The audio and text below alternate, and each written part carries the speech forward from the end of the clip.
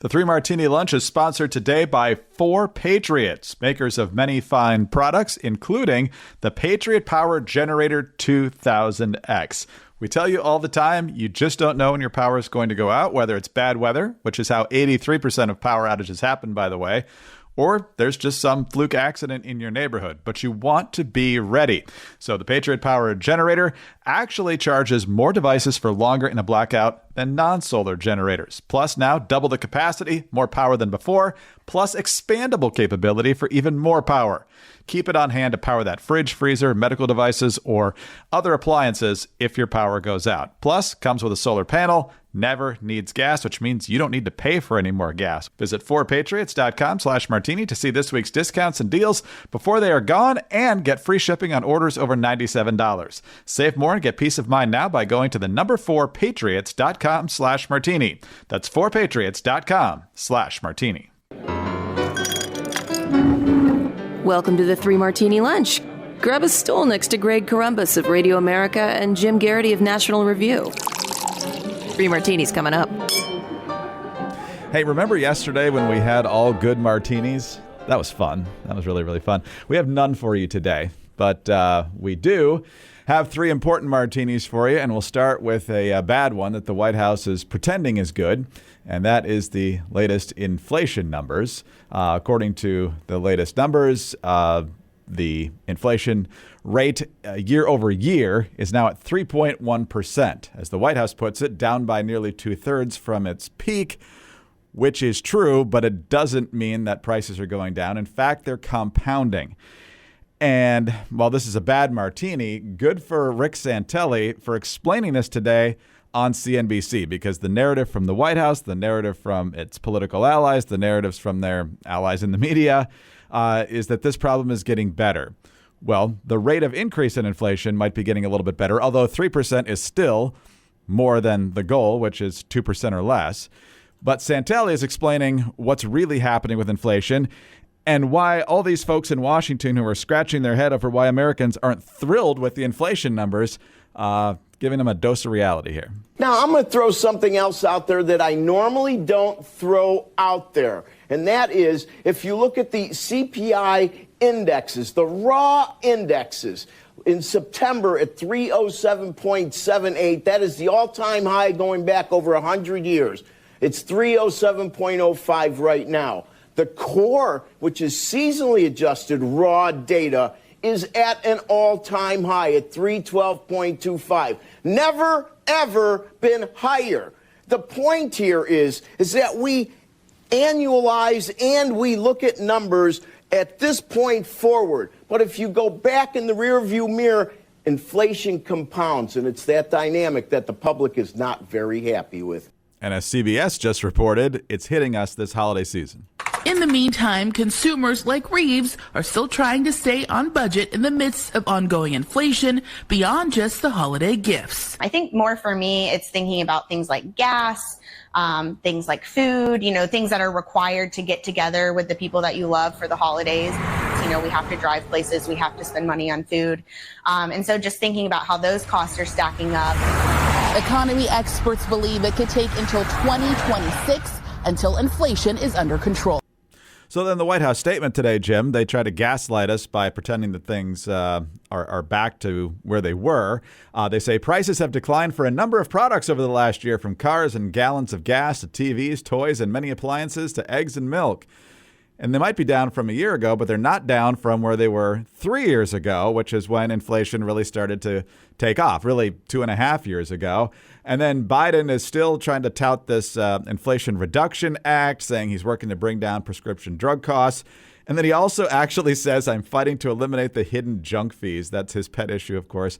They can add up for hardworking Americans. And yes, there are too many taxes and fees that go along with concert tickets, but when everything's jacked up, you can't afford the tickets anyway. So what do you make of Santelli bringing some needed clarity here? Well, I think this summarizes what the debate has been for really at least a year, maybe the entirety of the Biden presidency. And, I credit you, Greg. I think you were the first one who was pointing out back when inflation was a little higher and we started seeing some movement in the right direction, that even if the year-over-year number was, only 4% or only 3% or something like that. First of all, it's still higher than the 1% to 2% we got used to for a very long stretch in the past 2 decades. But also, it's on top of the previous year, which was really, really high, which was 8% higher than the previous year, which was 6% higher than that. So the Biden administration and the President Biden keeps saying inflation is down to the lowest level and look at how amazing it is. Okay, great. It's down to something closer to 2%. If it stays flat, Biden will insist it's 0%, which is not the same, right? It's basically saying, okay, we were at 2% year over year before, and this month it was 2.2%. So the rate of inflation hasn't changed, but the rate of prices have not stayed the same. And Biden loves to play, I would say 3-card Monte, but it's really like 2 cards, and he's just moving them around and hoping you don't notice. People's perception of inflation is driven by prices. It's not based upon the rate of change in the prices. It's based on, here is my idea of what is a normal amount to pay for a gallon of gas or groceries for this week or what I usually spend on Christmas shopping. And here's what I'm paying now. And the number we're paying now is much, much higher. It's higher than 2022, higher than 2021, higher than 2020. Yeah, 2020 was a weird year. Inflation, COVID affecting our shopping habits in a whole bunch of different ways. But people really, really want, it felt like the economy was doing pretty darn good in 2019. They want to go back to that. Joe Biden promised we would go back to normal. And the nice thing is COVID is not a factor in our lives anymore. But unfortunately, by dumping several $1 trillion into the economy as it was starting to recover, prices are significantly higher. And we've gone around in circles. And the Biden administration approach really seems to be, well, the American people have rejected this argument. But what if we say it louder? What if we say it again? What if we say it in 3 different ways? And, they keep rejecting it. You're not going to Jedi mind trick the public into believing they're doing better than they actually are. They're the ones who have to pay the bills. And yet it's kind of striking that this administration has no better approach than to try to fool people into believing, look how great the economy is. Look, did you see that the price of green beans is less than it was? It's 10 cents less than last year. See, you're rich, America. No, they're not buying it. Not at all. And it's an explanation that you just don't appreciate it yet. We heard this from the budget director. No, people who go to the grocery store, people who fill up their tanks, they know what it should be. And it's not that. And it is getting worse. It's getting worse more slowly than it was a couple of years ago. But, compared to what people were able to afford 3 years ago, it's not the same. And until it's back to what they can afford, they're not going to be satisfied with your explanations. All right, let's talk about one of our fantastic sponsors for the day, and that is Omaha Steaks. You can almost hear me just kind of sighing whenever we do an Omaha Steaks ad because it's just so good. The steaks, the filet mignons are so tender. Many different ways that you can cook them. Mrs. Columbus always does a fantastic job. The burgers are always fantastic. Good sized burgers, too, not any puny little portion of meat. Gourmet jumbo franks are even easy to prepare meals that are ready in a flash. And right now you can go to omahasteaks.com and take advantage of 50% off site-wide. Plus, use the code Martini at checkout and get an additional $30 off your order. Somebody in your family, probably many people in your family, would love this gift. And like we just talked about, a lot of things are more expensive. This is a good deal from Omaha Steaks to get a great gift at a reasonable price. But hurry, the sale ends soon. Visit omahasteaks.com and save big with 50% off site-wide. Plus, use the promo code Martini at checkout to get that extra $30 off your order. That's omahasteaks.com, promo code Martini at checkout. Minimum order may be required. All right, Jim, we are, of course, in the midst of the build-up to the 2024 presidential election cycle. But a critical figure from a presidential election cycle many cycles ago has returned to the headlines. And that's Vice President Al Gore, who often growls when he's trying to make an emphatic point. Now, he was over, I can't do it the whole time, but first of all, why does a guy from Michigan do such a great Tennessee accent, Greg? I married into a Tennessee family, but I developed that one in high school. Maybe. Okay. A lot of practice on Gore. But anyway, go ahead. Yes, exactly. I was worried I was a little rusty, so I'm glad you like it. But so Al Gore's over at the climate summit in Dubai, which is still going on. It's day 12. So you'd think with all the private jets coming in and out of there, they might be able to, condense this thing a little bit, but no.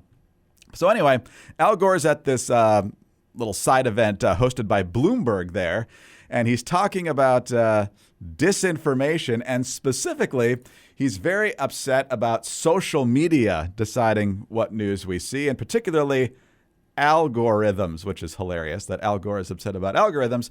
But nonetheless, he thinks that algorithms are bad for democracy.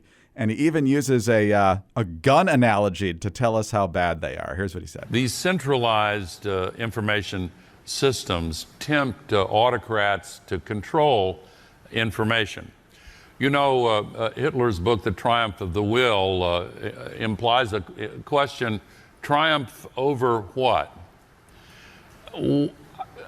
One thing it triumphs over is the authority of knowledge, because a free self-governing people rely on a shared base of knowledge that serves as a basis for reasoning together collectively. But if you have social media that is dominated by algorithms that pull people down these rabbit holes that are a bit like pitcher plants, these algorithms, they are the digital equivalent of AR-15s. They ought to be banned. They really ought to be banned. It's an abuse of the public forum. But when people are pulled down these rabbit holes, you know what's at the bottom of the rabbit hole? That's where the echo chamber is. And if you spend too much time in the echo chamber, what's weaponized is another form of AI, not artificial intelligence, artificial insanity. Yeah, there's that Al Gore growl. I hope you got a good nap there. Oh my gosh, he's boring. But nonetheless, the argument he's making here is an important one to talk about, because he's suggesting that the authority of knowledge, which I assume he thinks ought to come from certain sources, used to be the networks and a few major newspapers, and now he's worried that people are getting false information from these algorithms on social media. And I think most algorithms, Jim, work on, well, you were interested, you clicked on this story, and so maybe you'll be interested in this one. I think that's usually how it works. So if you go down the rabbit hole of Crazy Town news, then you'll probably get more Crazy Town in your feed. But in terms of his solution, quote unquote, to this, and first of all, dropping all sorts of, Hitler references and destroying democracy, needing to ban it, having the government, quote unquote, solve this issue is definitely not the way to go, but I'm not surprised that he thinks it is. Yeah, people might be wondering why this is a bad martini when there's certain bits and pieces of what Gore is saying that I think either I agree with or I think have a certain validity to them. I suspect people have seen the clickhole Onion headline, "Tragedy, the worst person you know has just made a excellent point." And we've deployed that one regularly for Fetterman over the last couple of months. There should be some inversion of that. Like, the worst person you know has taken your valid point and managed to express it in a way that undermines the argument. And that's what I think is going here. Because I think, what Al Gore is touching on, look, most social media companies set up their algorithms to promote, by the way, can we point out the irony that Al Gore is complaining about algorithms? Anyway, that, most algorithms promote that which gets the most engagement. And the system really doesn't differentiate between good engagement or bad engagement. So if you write something really brilliant and insightful, maybe people react to it, maybe they don't. If you say, I think there's good reason to doubt that the Holocaust ever happened, you're going to get a lot of engagement. You're getting a lot of engagement of people saying, no, that's false. This is, this is propaganda. This is what the Nazis said. You're going to get people will react to it. And the algorithm doesn't differ. Oh, lots of people are talking about this post. Let's put this one front and center. Let's put this one up at the top of what used to be Facebook news, or let's put this in the For You column on Twitter, or all these other things, or, let's put this into people's YouTube feeds. This is, the people who set up social media companies, generally, they're tech folks. They were not journalists. They were not people who'd studied the First Amendment. They're not people who'd studied how to disseminate good, accurate information to people. They just, we're going to let the world talk. And lo and behold, when you decide to let the world talk, some of the people who want to talk in it are bad. I don't think it's crazy to say neo-Nazis are bad. I don't think it's crazy to say eco-terrorists are bad. There are people who promote anorexia and bulimia. There are all kinds of bad people in this world who, when you give them unfettered ability to express themselves, are going to express themselves in ways where you, the proprietor of the site, might go, ooh, oh, I don't know if I want that on there. Oh, that's not what I had in mind. It would be, and so I think you can point to these, the other thing you point about, whatever you look for on a social media platform, it will remember it and it will give you more of it. One of my favorite jokes is the guy who said he used YouTube to look for how do I fix a door hinge? So he finds the how-to video, he uses it, and like the next day, he's now a part of the door hinger community. And all of his videos are, hey, hingers, we got all kinds of cool doors now. Don't forget to click and subscribe.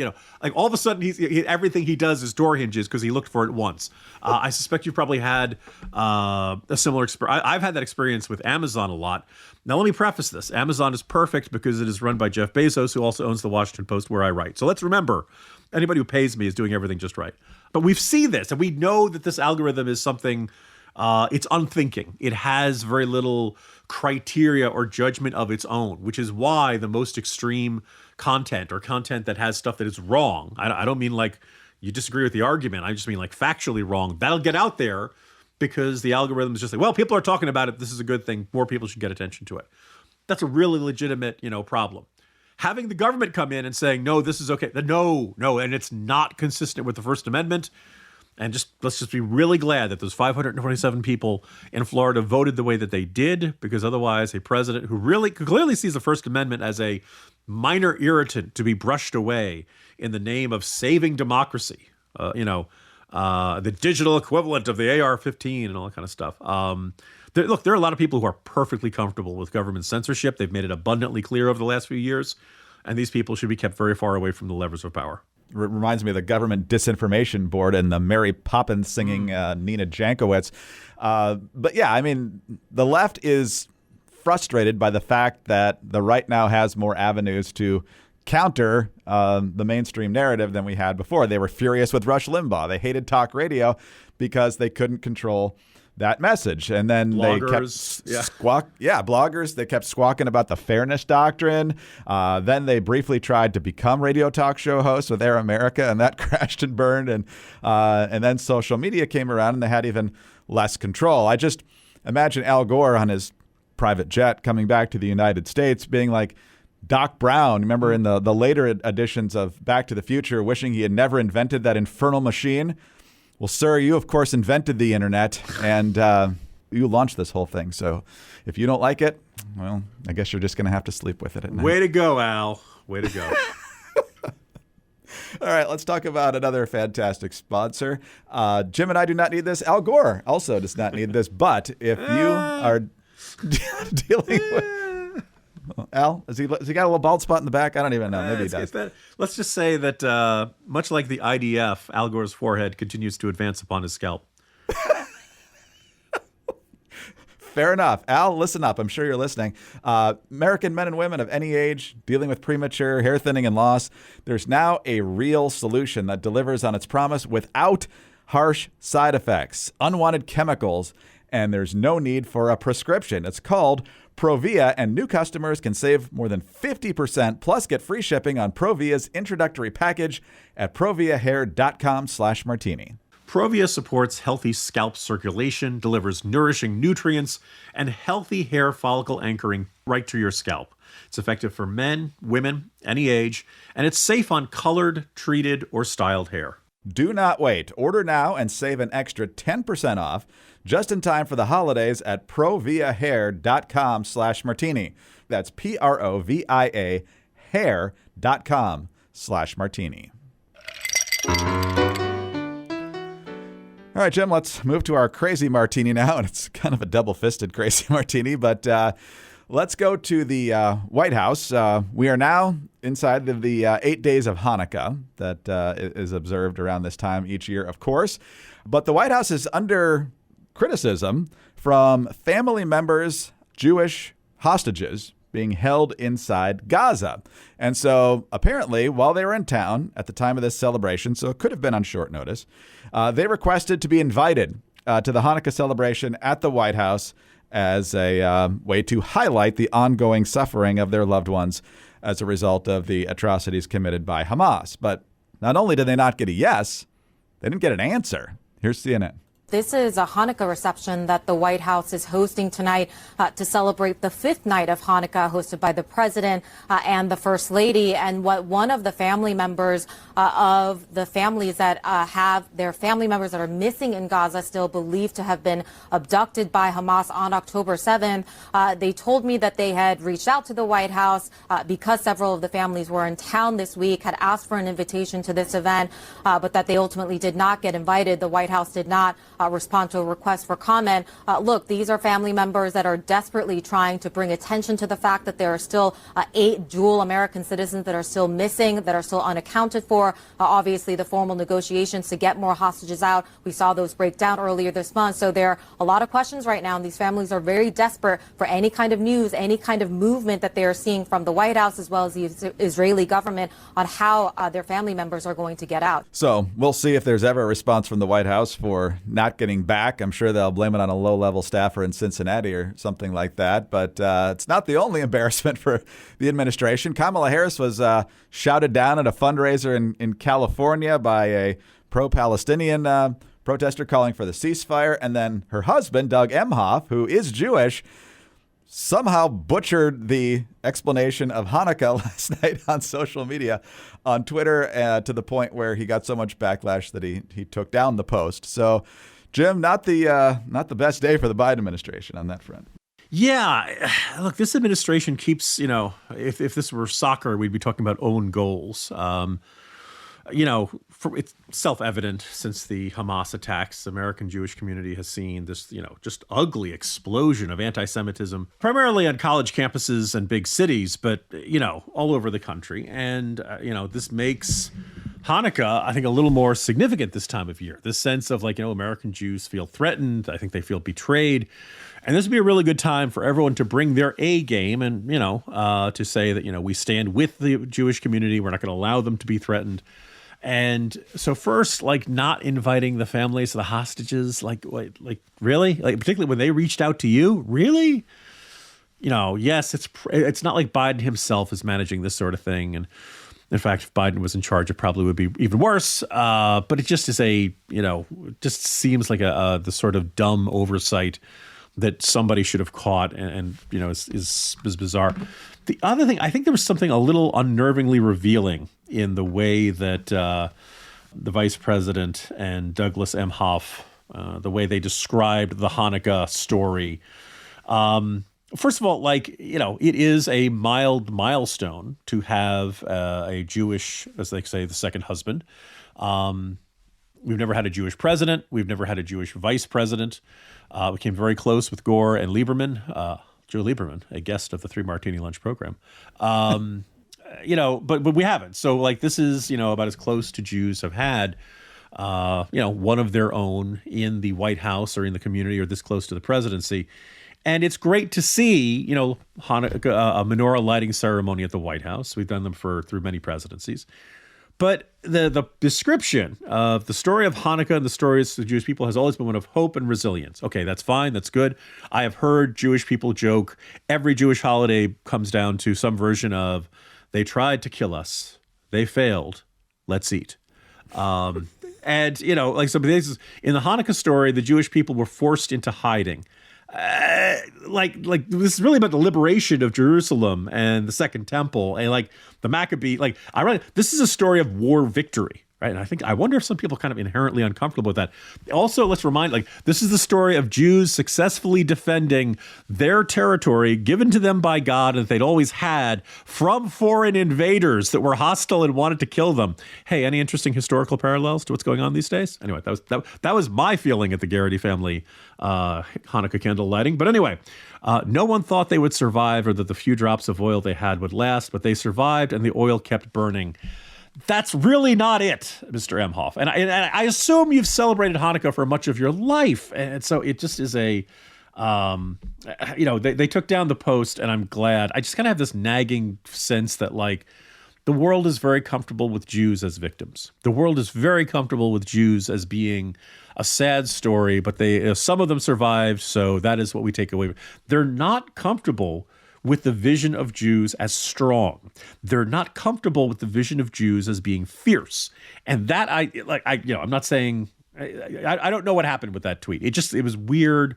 My colleagues were joking about, could you imagine if they similarly botched the story of the birth of Jesus, which, as we all know, was, because of bad government policies requiring a census and poor free market incentives to create more housing for guest travelers. But anyway, because it always gets turned into, it's a story of an illegal immigrant. No, Jesus was not an illegal immigrant. But anyway, it just, again, this White House, some of the basic blocking and tackling, some of the most basic tasks in running the White House seem to get botched on an uncomfortably regular basis. And, people won't remember this a week from now, but it just seems like something weird is going on over there. Hopefully there is a response to these families and somehow they are made to feel that they are valued and that every effort is being done to get their loved ones home as soon as possible. So we will carry on. Jim, have a great day. Maybe some good martinis tomorrow. Looking forward to it, Greg. Jim Garrity, National Review. I'm Greg Corumbus of Radio America. Thanks so much for being with us today. Please do subscribe to our podcast, The 3 Martini Lunch, and tell your friends to do the same. Also, thank you very much for your 5-star ratings and your kind reviews. Please keep those coming. Get us on your home devices. All you have to say is play 3 Martini Lunch podcast. Follow us both on X. He's at Jim Garrity. I'm at Dateline_DC. Have a terrific Tuesday and join us again on Wednesday for the next 3 Martini Lunch.